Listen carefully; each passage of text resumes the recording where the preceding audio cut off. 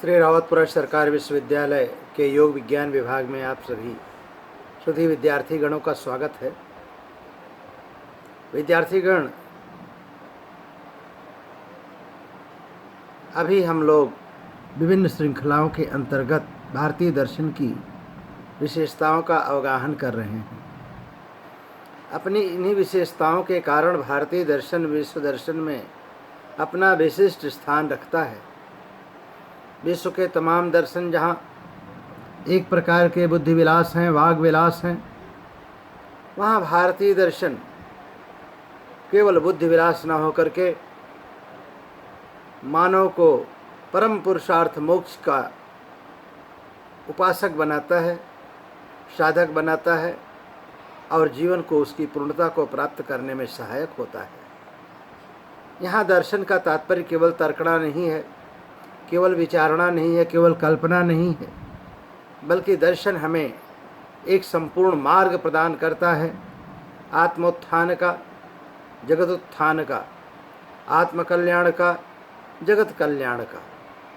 क्योंकि आत्मनो मोक्षार्थ जगत हिताय च की भावना से प्रेरित भारतीय दर्शन की एक अद्भुत विशेषता है कि भारत के सभी दार्शनिक, सभी दर्शन संप्रदाय यह मानते हैं कि अज्ञान ही दुख का कारण है और ज्ञान ही मुक्ति का विधायक है।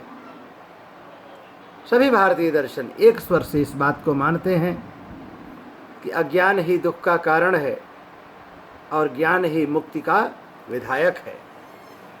ऋते ज्ञानात् न मुक्ति का उद्घोष करते हुए आदि शंकराचार्य ज्ञान की अपरिहार्यता पर बल देते हैं कि ज्ञान के बिना मुक्ति संभव नहीं है। अज्ञान रूपी अंधकार से ज्ञान रूपी प्रकाश की ओर गमन करना ही जीवन है। तमसो मां ज्योतिर्गमय, मृत्यु की ओर से अमरता की प्राप्ति ही जीवन है। मृत्योर्मा अमृतम गमय। और इन दोनों उपलब्धियों का जो आधार है वह है सदाचार पूर्ण जीवन। असत्य के आचरण से मुक्त हो करके, सत्य के आचरण से युक्त हो करके जीवन पथ पर चलना ही जीवन है। असतो मां सद्गमय, तमसो मां ज्योतिर्गमय, मृत्योर्मा अमृतम गमय। मृत्यु पथ के मार्ग पर चल करके हम संसार के तरह तरह के दुखों से दुखी होते हैं। जरा और मृत्यु के दुख से दुखी होकर के स्वयं जो है रोते और कराहते संसार से प्रयाण करते हैं और अपनों को रोते बिलखते छोड़ जाते हैं। कबीरदास जी कहते हैं, कबीरा जब हम पैदा हुए, कबीरा जब हम पैदा हुए, जग हंसे हम रोए, ऐसी करनी कर चलो हम हंसे जग रोए। तो किस तरह से मुस्कान के साथ प्रयाण किया जाए, कैसे हम इस संसार में आए तो रोते हुए हैं लेकिन जाए हंसते और मुस्कुराते हुए। वह यह मार्ग मुक्ति का मार्ग है, यह मार्ग भक्ति का मार्ग है, यह मार्ग कर्म का मार्ग है, यह मार्ग ज्ञान का मार्ग है। ज्ञान की ज्ञातता, भक्ति की भक्ति वात्सल्य, कर्म की कर्मठता, इन सब के समग्र प्रयास से हम मुक्ति का विधान बनाते हैं। मुक्ति के बिना संसार में परमानंद की प्राप्ति संभव नहीं है। आदि दैविक, आदि भौतिक, आदि दैहिक तमाम दुखों से अनादिकाल से मानव जाति परितप्त है। त्रिविध ताप के परिताप से परितप्त मानव जाति को सुख, संतोष, शांति और आनंद की शीतलता प्रदान करना ही दर्शन का लक्ष्य है। जब तक हमारे जन्म जन्मांतर का अज्ञान दूर नहीं होगा, जब तक हमारी जन्म जन्मांतर के कुसंस्कार दूर नहीं होंगे, जब तक हमारे जन्म जन्मांतर की अविद्या दूर नहीं होगी, जब तक हमारे अंतःकरण में ज्ञान का सूर्योदय नहीं होगा, जब तक हमारा जीवन ज्ञान रश्मियों से आलोकित नहीं होगा, तब तक हम दुखों से मुक्त नहीं हो सकते हैं। और जब तक हमारे जीवन में क्लेश का लेश मात्र भी विद्यमान है, जब तक मानव के जीवन में क्लेश का लेश मात्र भी विद्यमान है, वह परमानंद से सर्वथा वंचित होगा। इसलिए परमानंद की अनुभूति दुख निवृत्ति और परमानंद की अनुभूति दोनों एक ही सिक्के के दो पहलू हैं। जिस क्षण हम दुख से निवृत्त हो जाते हैं उसी समय परमानंद में लीन हो जाते हैं। परमानंद में लीन होने के बाद कुछ भी प्राप्तव्य शेष नहीं रहता है। परमानंद में लीन होने के बाद हमारी चेतना अनंत आनंद की गहराइयों में, अतल गहराइयों में लीन हो जाती है। जन्म जन्म के दुख के बंधन टूट जाते हैं। करुण क्रंदन का क्रम रुक जाता सा है, थम सा जाता है, समाप्त हो जाता है और हम मानव जाति को करुणा से प्रेरित होकर के मानव जाति को भी इस करुण क्रंदन से मुक्त होने के लिए बुद्ध बन जाते हैं, महावीर बन जाते हैं, शंकर बन जाते हैं, रामानुज बन जाते हैं और इस मानव जाति को दुख सागर से पार ले जाने के लिए अपना संपूर्ण समर्पित कर देते हैं।